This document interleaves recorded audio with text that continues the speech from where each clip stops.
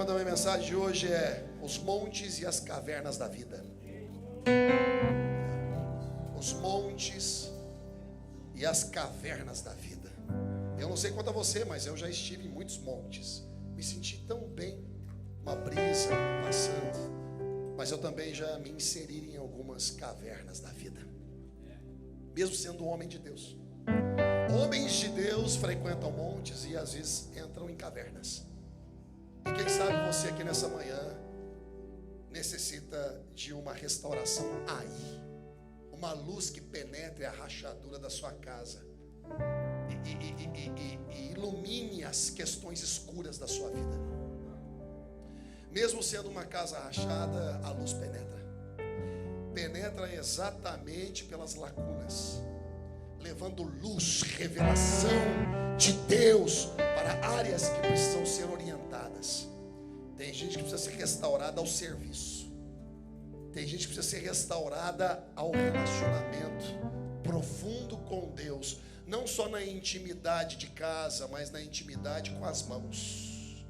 Tem gente que ama ao Senhor, mas bloqueou suas mãos de trabalhar para Ele, por frustrações. Você sabe que eu já estive em vários montes. Montes de milagres, montes de bênçãos. Mas eu também já estive em algumas cavernas. Cavernas de atrofias mentais, caverna de medo, de angústia, de desalento. Eu já estive em algumas cavernas. E eu quero falar com vocês hoje sobre os montes e as cavernas da vida. 1 de Reis, capítulo 18, você não precisa abrir. Nós vemos um homem chamado Elias, o grande profeta Elias. Depois de uma grande seca em Israel, Deus fala com Elias para que ele se apresentasse a Acabe, o rei de Israel, na época casado com Jezabel. Então Elias encontra Obadias, que era um servo de Acabe. Acabe e Obadias entraram em acordo para percorrerem o território de Israel em busca de água. Quem sabe ali ou aqui nós venhamos a encontrar água. E aí nessa trajetória Deus tinha falado com Elias. Elias se encontra com Obadias e falou: Obadias, diga para Acabe se encontrar comigo. Então Obadias falou: ó grande profeta Elias, não faça isso comigo, porque você está me dando um comando, e se ele vier ao seu encontro e você não estiver, como muitas vezes já aconteceu de você ser tomado, minha vida vai correr risco. Ele disse: não, tão certo como vive o Senhor, pode falar para Acabe que hoje eu me encontro com ele. E assim então Acabe se encontra com Elias e Elias propõe um desafio. Existem momentos na vida que nós estamos tão encorajados, tão cheios de coragem, que a gente propõe qualquer desafio, não é verdade? Assim, é Deus comigo purinho, pode vir aqui que eu sei que Deus vai me suportar. Eu vou até agendar Deus, eu vou lançar uma estratégia, vou ligar para o céu e falar assim: Deus, agora é o Senhor comigo, porque eu já falei. Eu já lancei a estratégia, eu já fiz a oração, eu até disse lá que o Senhor vai estar na festa. Eu disse lá, não te comuniquei não, mas eu disse. Existem momentos na vida que nós estamos tão cheios de coragem que parece que qualquer coisa que nós viemos a fazer vai dar certo. Mas existem outros momentos também que parece que nós estamos tão amedrontados, cheios de dúvida, desencorajados, que até o que pode dar certo a gente já começa a pensar que vai dar errado. É impressionante. É por isso que ele tem que ser o seu Deus mesmo, do monte e da caverna. Ele não é só o seu Deus para te suportar no monte, mas ele é o Deus que te visita na caverna também. É na caverna que ele entra também. Ele não fala só no monte, ele fala na caverna também. E assim foi. Elias propôs algo ao rei Acabe e disse: pegue aí 2 novilhos, 2 bois, convoque lá os 450 profetas de Baal e os 400 profetas de Aserá, convoca lá os 850 homens de resposta para Jezabel, que se assenta na mesa dela. Peguem um boi, corte ele em pedaços e façam uma oferta, uma oferenda ao Deus de vocês, e depois eu farei a minha. E o Deus que responder com fogo é Deus em Israel. E o Deus que responder com fogo é Deus em Israel. E assim foi. Os 450 profetas de Baal e os 400 profetas de Aserá se reuniram no monte chamado Carmelo, lá no Armagedon. Ar significa montanhas, e Megido, Gedom, Megido, montanhas do Megido, e ali tem um monte chamado Carmelo, e ali foi o local da reunião que Elias arrumou para Deus. Glória a Deus. Então, cheio de coragem, sabendo, ou seja, sabedor que Deus o suportaria, ele desafia 850 profetas, ele desafia Jezabel, ele desafia o próprio rei Acabe. Mas qual era a esperança? Eu pensando, eu conjecturando, e é cabível essa conjectura. Qual era a esperança de Elias? Que quando Acabe ver, quando ele visse o fogo descendo, ele iria se arrepender. Quem sabe ele chegaria em casa para Jezabel, cheio de coragem, e diria para ela: eu vi Deus responder com fogo. Eu vi os seus profetas caírem diante do profeta de Deus. A partir de hoje, não mais ídolos em Israel. Quem sabe essa era a expectativa de Elias. Às vezes nós vamos na maior boa intenção, convocamos a Deus para que Ele faça um milagre, em busca de convencer gente, e mesmo assim parece não ser suficiente. E assim foi o que aconteceu. Eles despedaçaram um boi, clamaram. E você sabe quando você está com muita coragem, você começa até a zombar dos outros, né? Você começa até a tirar sarro dos outros. Não está respondendo não. Eles começaram a se cortar com espadas, com facas, como era de costume. Não, mas clama mais alto, grita mais. Talvez é Deus, né? Talvez está dormindo, está fazendo uma viagem. Começa a zombar. Às vezes você está tão certo de Deus na sua vida que você zomba dos outros. É isso mesmo, a coragem faz isso. A coragem te traz tanta convicção. Eu, por exemplo, que já joguei futebol, quando eu entrava no campo, tinha dia que eu entrava assim, ó, que eu estava tão convicto que eu tinha jogadas todas na minha cabeça, e não importava quem estava do outro lado, eu atropelava. Mas tinha dia que eu entrava que nem um cartinho, minhado, sem leite, desanimado. Assim eles começaram e nada aconteceu. Agora Elias falou assim: agora é minha vez.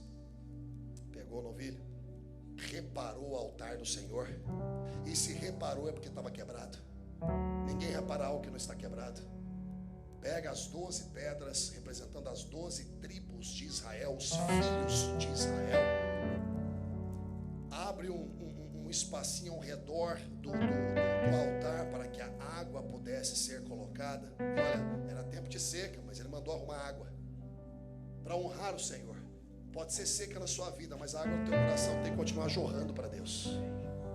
Pode ser seca na sua vida, mas você não pode deixar de honrar a Deus com as suas primícias, mesmo com aquilo que você está sentindo falta. Estou sentindo falta de dinheiro, mas continua fazendo um reguinho assim, ó, e colocando dinheiro ali. Testa a Deus. E então Elias clamou. No que Elias clamou, fogo caiu do céu. Meu amigo, imagine a cena. Só estando lá, eu estive lá, olhando o Monte Carmelo e olhando para o céu estava tão azulzinho naquele dia, eu olhando para o alto assim, imaginando o fogo caindo assim, ó, uma coluna de fogo, e eu fico imaginando os profetas de Baal e os profetas de Aserá olhando, assim, meu Deus do céu, o que é isso aí, gente? E de repente eles disseram um para o outro: deu ruim, e naquele dia Elias matou todos os profetas. E depois de ter matado todos os profetas no monte, depois de ter com muita coragem agendado Deus no monte, depois de ter visto o milagre de Deus no monte, ele foge para uma caverna, amedrontado, que quem sabe a expectativa não foi alcançada. Acabe e Jezabel não se arrependeram, e Jezabel lança uma palavra de morte contra a vida dele. Dá coragem para o desânimo, dá coragem para o desânimo. E aqui começam algumas lições que eu aprendo com essa história maravilhosa. Primeira lição: até os mais fortes podem ser fracos. Está tudo bem reconhecermos isso. Até os mais fortes podem ser fracos. Olha o que o texto diz em 1 de Reis 19:4. Depois, olha só, foi sozinho para o deserto, caminhando o dia todo. Sentou-se debaixo de um pé de giesta e orou, pedindo para morrer. Já basta, Senhor, disse ele, tira minha vida, pois não sou melhor que meus antepassados que já. A fraqueza, ela te isola. Olha o que o texto diz: sozinho. Antes você estava com Deus, jorrando fogo do céu. você se sente sozinho. Uma pessoa fraca, ela se isola. E uma pessoa que se isola, ela se esgota. Olha o texto que diz: caminhando o dia todo. Para onde? Para onde? Tem gente que se decepcionou com o ministério, se decepcionou com a igreja, se decepcionou com líderes religiosos, se decepcionou até familiarmente, matrimônio, filhos, seja o que for. Estava antes cheio de coragem trabalhando, mas agora desanimados, estão isolados, estão enfraquecidos, estão se esgotando, não sabem para onde ir, cada dia vai num lugar diferente. A vida está assim agora, o que importa é andar, porque eles sabem que se deixar de andar atrofia ainda mais. Então eles estão andando, estão caminhando, mas sem nenhum rumo, sem nenhuma decisão, e estão assim, fazem anos. Eles não tomam uma decisão para a vida. Por quê? É gente que cedeu ao fracasso emocional. É gente que cedeu ao fracasso. Antes estava no monte, chamando fogo do céu, matando profeta, confrontando gente que não caminha com Deus, mas antes tenta destruir as coisas de Deus, mas agora sabe o que está fazendo? Está correndo para um lado para o outro. Por quê? Porque a fraqueza, ela te deixa isolado. A fraqueza, ela te esgota. E quando ela te esgota, ela te torna improdutivo. Ela te torna improdutivo. Olha só, sentou-se e orou. A fraqueza, ela te isola, sozinho. O texto fala sozinho. A fraqueza, ela te esgota, caminhando o dia todo. A fraqueza, ela te torna improdutivo. Sentou-se. Aquele que antes estava em atividade, agora se sentou. Não está fazendo mais nada, não está cumprindo nada. Tudo em nome de quê? Estou me guardando. Não, você não está se guardando, você está isolado. E o leão, quando ataca um bando assim, ó, ele não ataca para comer todo mundo, ele ataca para isolar o fraco e o filhote. Você está isolado. E quando você se torna improdutivo, até a sua oração é improdutiva. Olha a oração que ele fez. Sentou-se e orou. Orou o quê? Orou isso aqui, ó, pedindo para morrer. Até a sua oração, ela começa a ser liberada, não estando de acordo com a palavra de Deus. Uma pessoa cansada, uma pessoa esgotada, uma pessoa improdutiva começa a orar errado. Ao invés de orar a palavra, começa a orar as suas murmurações, as suas reclamações. É impressionante. É impressionante. E o que entra? A desesperança. Mas o meu Deus é o Deus que te acompanha quando você está forte, mas Ele é o Deus que também te acompanha quando você está fraco. Em Marcos capítulo 9, verso 14, você não precisa ler, a partir do verso 14, é a história de um menino endemoniado. E a palavra fala que os discípulos estavam discutindo, enquanto havia uma necessidade, que é expulsar o demônio na vida do menino. Mas quando eles foram tentar expulsar, o demônio não saía. Tanto que isso depois gerou uma discussão entre os discípulos e Jesus. Por que nós não conseguimos expulsar esses demônios? Essa legião. Jesus, quando chega, um pai desesperado, disse assim: ajuda meu filho. Ajuda meu filho. Ele se joga no fogo. Ele anda de um lado para o outro. Ele se machuca. Jesus perguntou: desde quando? Desde criança. Desde criança. Então Jesus disse para o pai: se você crê,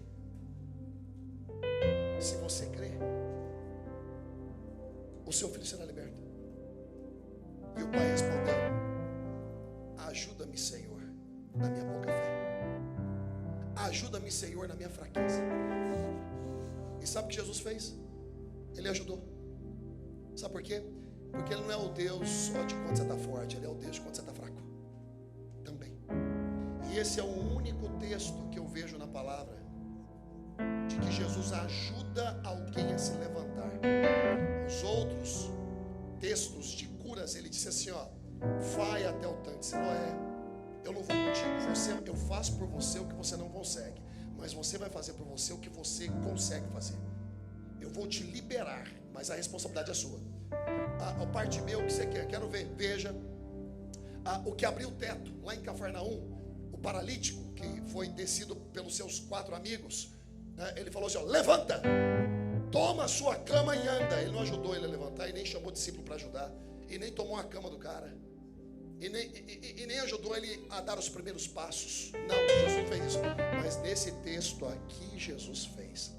Em Mateus 9, depois, quando você estudar em casa, observe que Jesus o tomou pelo braço e o levantou.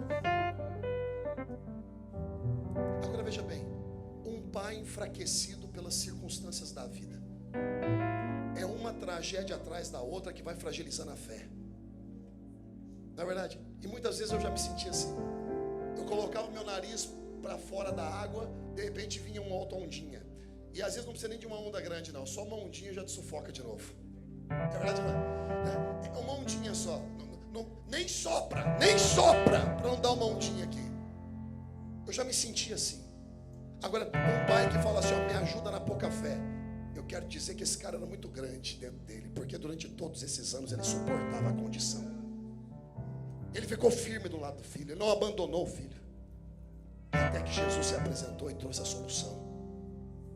Então, meu Deus, Ele não é o Deus só dos fortes, Ele também é o Deus dos fracos. E você pode sim se sentir forte em muitos momentos, mas não se martirize, não se machuque, não se mutile, não se fira quando em algum momento você se sentir fraco. Não faça isso. Até os homens mais fortes da palavra de Deus, que fazia fogo cair do céu, fugiu para uma caverna. Tinha também fraqueza nele. Lição número 2 que eu aprendo com essa história é a prova de que milagres não mantém ninguém em pé. É a prova de que milagres não mantém ninguém em pé. Tem gente viciada em milagre. Tem gente viciada em movimentos proféticos e palavras proféticas. Eu vou lá naquela igreja lá, e se Deus usar o pastor para falar comigo, aí sim eu... Meu amigo, Deus está falando contigo todo dia.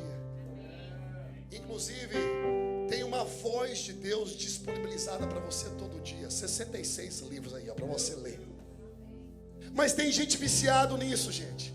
Vou dizer uma coisa, não é por falta de milagres que alguns estão caídos, mas é por falta de confiar na palavra de Deus mesmo. Se Deus fizer um milagre, eu levanto. Se Deus fizer um milagre, eu me lanço. Se Deus fizer um milagre, eu obedeço. Não. Deus já fez vários e você continua murmurando. Deus já fez vários e você continua na dependência de milagre. É como um drogado sobrenatural. A minha droga, o que é? Eu preciso de uma palavra profética. A minha droga, o que é? Eu preciso que o céu alimente a minha emoção, para que eu possa me mover. Nós não nos movemos pelo que sentimos, nos movemos pela palavra de Deus. Não é por vista que um justo vive, o justo viverá pela fé. Fé é postura na palavra. Gente viciada em milagre o tempo todo é gente mimada. O tempo todo o pai tem que ficar dando um brinquedinho para manter o filho animado. E o nosso Deus não fica comprando seus filhos com brinquedos.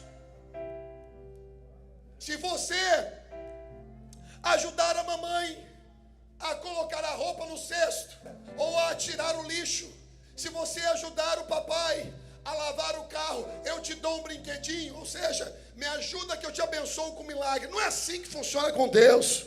O nosso Deus está no negócio da maturidade. Ele quer te amadurecer, Ele quer te desenvolver para ser um agente de milagre, não dependente de milagre.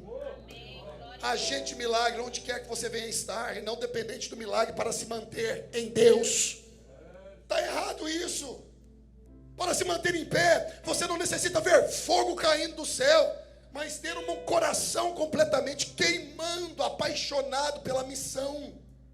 Não é o fogo, é a missão. Fogo caiu lá e depois é a missão todos os dias. Todo dia tem uma missão, todo dia. Não, mas aquele dia lá, veio o irmão aqui e me abençoou, até me deu um recurso econômico. Ai, glória a Deus, estou tão feliz. E aí, vai ficar esperando o próximo bater na sua porta e te dar a mesma coisa? O que você vai fazer com os sinais que Deus te dá?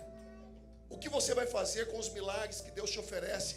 Eu quero fazer de um milagre, startar processos de desenvolvimento na minha vida. Startar processos. Entenda uma coisa. Talvez uma perguntinha, né? Você ama a missão? Porque se você ama a missão, você já não se importa tanto com o milagre. Você só está na missão. Tá tudo bem amar a missão. Porque se você não ama a missão, mata ela. Como eu mato uma missão? Desistindo. Desiste. Agora, perceba, o diabo não está atrás de tirar sua vida, ele está atrás de matar a missão em você. Ele não está em busca em te neutralizar a vida, matar a vida. Não. Ele é matador desde sempre. Ele é assassino desde sempre. Ele é deturpador desde sempre. Ele é ladrão desde sempre. Ele é tudo de ruim desde sempre. Ele é mentiroso desde sempre. A intenção dele é parar a missão de Deus no seu coração. A intenção dele é parar o propósito de Deus dentro do seu coração. A intenção dele é matar seus talentos, a sua funcionalidade, a sua produtividade no reino. É isso que ele quer fazer contigo. Ele quer te colocar numa caverna para que fogo não desça mais. Ele quer te colocar numa caverna para que profetas do diabo não sejam mais confrontados. É isso que ele quer fazer. Não é sobre a sua vida, é sobre o que você carrega. Será que você ainda não percebeu isso?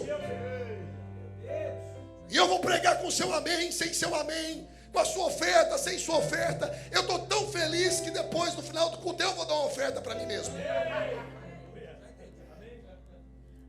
Lição número 3 que eu aprendo. Do auge à crise. Do monte da vitória à caverna do desalento.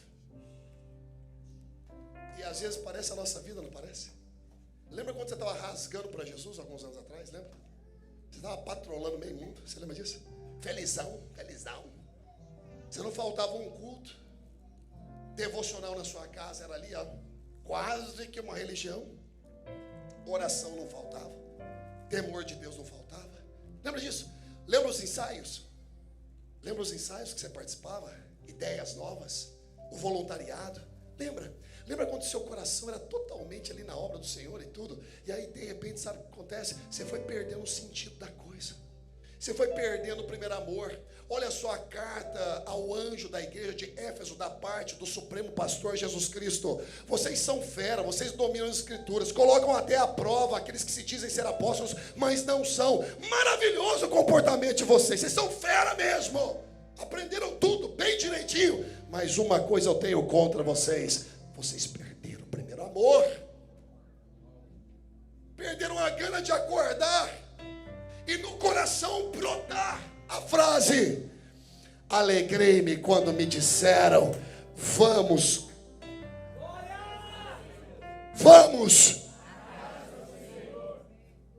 Eu e a minha casa perdemos a alegria. Por quê? Porque você se acostumou com a obra. Você fez dela algo corriqueiro. E agora você não se relaciona mais com Deus, você se relaciona com a missão de Deus. E aí é problema, isso é problema. Porque se você se frustra na missão, você se frustra com o próprio Deus. O que você vai fazer? Você vai desistir da sua família? Você vai desistir da sua vida? Você vai desistir dos seus sonhos? Você não pode permitir que a caverna do desalento seja o ponto final. Não faço não. Não faço não. Você é muito mais do que a emoção que você está sentindo. Você representa muito mais do que a decepção que você tem experimentado. Não faço não. Olha dentro do olho da pessoa que está dizendo, assim, não faz isso não, meu amigo, não faço não. Não faça isso não. Não desista de você mesmo. Quando a comunidade me rejeita, é suportável, mas quando eu me auto-rejeito, é intolerável. Quando as pessoas me criticam, eu suporto, mas quando eu me automutilo, cara, isso aí é terrível. Volte para os caminhos da restauração de Deus na sua vida, antes que você perca o respeito por você mesmo. Volte ao temor do Senhor. Volte às primeiras obras, antes que você olhe para você no espelho e veja como você se tornou improdutivo e perca o respeito por você. Como você agora é crítico. Tudo agora você abre a boca e reclama, meu irmão. murmura e pontua, e o pecado do irmão, e nada presta, a igreja não presta, o líder não presta, nada presta. Não faça isso. Sabe por quê? Você vai perder o respeito por você mesmo. No auge para a crise, do monte para a caverna, mas em todos esses lugares e situações, Deus está presente. Você está na jornada para a caverna, Deus está presente. Você pensa que está sozinho. O texto até fala sozinho. Não, Deus está presente. Lição número 4. Meu Deus, eu sinto a unção de Deus aqui, gente. Tem gente aqui sendo posicionada de novo. Tem gente que estava com o coração deslocado. E Deus está colocando no prumo agora de novo, pelo poder da unção da palavra. Não é do jeito que você pensa, não é do jeito que você quer. Aguente os seus cavalos emocionais dentro de você. Alinhe os padrões da sua vida à palavra de Deus. Entre de novo na jornada da obediência ao Senhor. Viva para glorificá-lo e não para exaltar os seus desejos. Tem gente sendo posicionada em Deus de novo aqui. Lição número 4. O Deus que responde no monte, mas te questiona na caverna. O Deus que te responde no monte, mas te questiona na caverna. Olha o texto. Ali encontrou uma caverna onde passou a noite. Então o Senhor lhe disse: o que faz aqui, Elias? O que você faz aqui, Elias? Por que você saiu do monte da resposta para entrar na caverna do questionamento? Deus estava falando contigo. Deus estava sendo contigo, mesmo nas tribulações.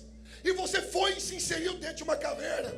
O Deus que fala contigo e te responde lá no monte, Ele vai te acompanhar até na caverna. E quando você entrar na sua caverna, Ele vai te fazer essa pergunta: o que você está fazendo aqui? O que você está fazendo aqui? No monte estamos prontos para requisitar de Deus. Na verdade, cheios de coragem, chegamos no monte e pedimos a Deus, e sabemos e temos a certeza que recebemos. Assim como Elias, cheio de coragem, entusiasmo, ele agendou Deus e Deus respondeu. Mas na caverna da vida, Deus está pronto para te questionar. Ele é o Deus que te respondeu no passado, sim, mas Ele é o mesmo Deus que te questiona no presente. Ele não é um Deus só de respostas, Ele é um Deus de questões. Ele não é um Deus só de graça maravilhosa em conceder tudo o que queremos. Inclusive, Ele não está nem nesse negócio. Ele não te concede de acordo com o seu desejo, mas de acordo com o propósito. Você pode orar o que for, se não estiver conversando com o que Ele tem para a sua vida, Ele jamais te dará. Julgue o que você quiser julgar. Mas Ele é o Deus, e quando percebe que você está fora do trilho, Ele te faz uma pergunta: o que você está fazendo aqui? Por que você está falando isso? Por que você está pensando dessa forma? Caim, Caim, o pecado está à sua porta. Caim, você precisa resisti-lo. Porque quem não se arrepende de um primeiro pecado aprofunda para um outro. Caim não se arrependeu da oferta que deu e em seguida matou o próprio irmão. Abismo chama abismo. Distanciamento provoca mais distância. Afastamento, ainda mais afastamento. Você vai multiplicando de acordo com aquilo que você está nutrindo. Não alimente o que você não quer que cresça. Porque tudo que você nutrir dentro de você vai crescer. Não alimente o que você não deseja que cresça dentro de você. É raiva que você está sentindo? Para de alimentar que morre. É decepção? Para de alimentar que morre. Eu estou aqui nessa manhã e nesse dia de restauração para te impulsionar e para te jogar fora dessa caverna. Você precisa me ouvir como uma voz de Deus para a sua vida. Você quer uma voz profética? Está aqui a voz profética. Sai da caverna e vem para fora que eu vou falar contigo. Tem gente que sempre questiona nas cavernas, quando na verdade deveria responder às questões que Deus está fazendo. Toda essa trajetória do monte para a caverna, talvez você pense: Elias saiu da vontade de Deus, então Deus o abandonou. Não, caminhando o dia todo, cansado. Lá em 1 de Reis 19:5, a palavra fala que ele se assentou em um arbusto, caiu no sono. E sabe quem se apresentou para dar um pãozinho para ele? Um anjo. No local do seu desânimo existem anjos de Deus liberados para te alimentar. Ele não pode negar ele mesmo, ele não vai te abandonar. Elias, acorda. A viagem é longa. Mas que viagem é essa? Mesmo que você tenha arrumado Elias, você está no negócio de agendar Deus, não é? E agendar a sua própria vida. Agendou Deus no Carmelo e agora está agendando a sua própria vida também. A trajetória ela é larga, a jornada é longa. Coma. E quando ele olha para o lado, tem pão em cima de uma pedra quente, quentinho. Não deu nem pão frio para ele, pão quentinho. E água em tempo de seca. Obadias e Acabe estavam percorrendo toda Israel em busca de água, mas Deus já tinha dele para dar para o seu servo. Deus já tinha dele para dar. Não vai faltar água para você nos desertos da sua vida. Não vai faltar pão para você nas fomes da sua vida. A palavra do Senhor fala assim, ó: bem-aventurado o homem que confia no Senhor. Ele é como uma árvore plantada junto a ribeiros de águas, onde as suas raízes elas percorrem e alcançam as águas. Vem a época da seca e não deixa de dar fruto. Vem o calor e as suas folhas permanecem verdes. Não importa a condição, não importa a estação, quem está plantado na água viva sempre vai ter a folha verde, a aparência tranquila e sempre terá água, refrigério. Sempre. O Deus do fogo também é o Deus do pão. O Deus do pão também é o do sermão. E o Deus do sermão é o Deus da orientação. O Deus do fogo no Carmelo é o Deus do pão no deserto.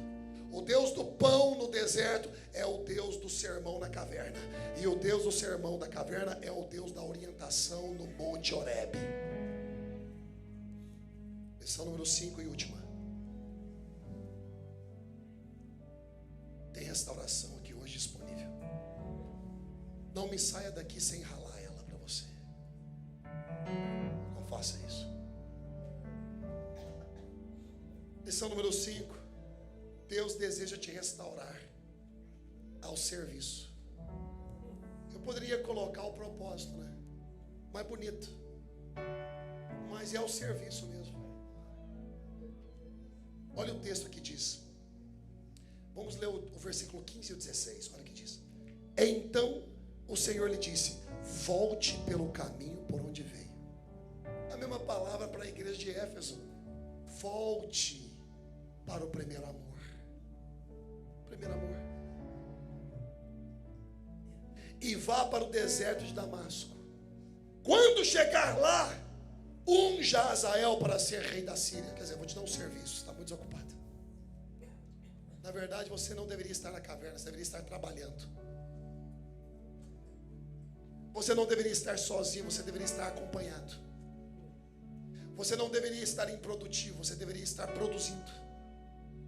Volte pelo caminho e unja Azael, rei da Síria. Depois unja também Jeú, neto de Nimsi, para ser rei de Israel. E unja Eliseu, filho de Safate, da cidade de Abel Meolá, para substituir você como profeta. Eu vejo que você está esgotado. Nosso Deus é o Deus que nos restaura para o serviço. Da caverna para trabalhar. Agora olha que interessante. Do Monte Carmelo para a caverna. Mas onde Deus realmente deseja que você esteja é no monte de novo. Olha o versículo 8 e 9. Elias se levantou, comeu e bebeu, e o alimento lhe deu forças para uma jornada de 40 dias e 40 noites até o Monte Sinai. Monte Sinai é reconhecido como o monte de Deus. Só que ao invés de ele ir para o monte, ele procurou uma caverna. Olha que interessante, ó. Ali encontrou uma caverna onde passou a noite. Então o Senhor lhe disse: o que você faz aqui? A continuação da escritura: saia. Dentro da caverna, o Senhor só te pergunta. No escuro ele te questiona, mas na luz ele te revela. O que fazes aqui? No escuro ele te chama a atenção, mas quando ele te tira do escuro, ele te dá a revelação. Meu Deus. Revelação. Lá na caverna ele fala: sai. Mas aqui no monte, quando ele orienta, ele fala: vai. Nosso Deus é o Deus do vai. O nosso Deus é o Deus do sai. O nosso Deus é um Deus de impulsão. O nosso Deus é um Deus de movimento. Se você não quer movimento, então não entra nessa jornada com Deus. Porque se você quiser andar com Deus, é melhor você arrumar sua mala. Chega de caverna. A vida irá lhe proporcionar todos os motivos para se entristecer. É a saúde que é afetada. É uma condição econômica que te perturba. É uma questão na família que te agita. É uma igreja que tem um monte de gente maravilhosa, mas cheia de defeito, que às vezes conflita. Essa é a vida, meu amado. E se você não quer as dores da vida, então deseje o sepultamento. Morra. Deus te chamou para vencer. E só se pode vencer quando uma batalha se levanta. Saia das cavernas psique-emocionais que vocês criaram e que eu crio. Saia desse sentimento de que você necessita de alguém para se ver completo. Se você está incompleto e buscar alguém para se completar, serão dois incompletos. Se entregue a uma missão. O diabo não está querendo a sua vida, não. Ele está querendo o que você carrega. O diabo não está nem aí para você. Mas ele olha e percebe a unção de Deus depositada. Ele olha e visita a palavra de um pai liberado para aquela filha e para aquele filho. O diabo sabe a unção que você carrega. Resista. Resista para ver sua família abençoada. Resista para ver o seu ministério restaurado.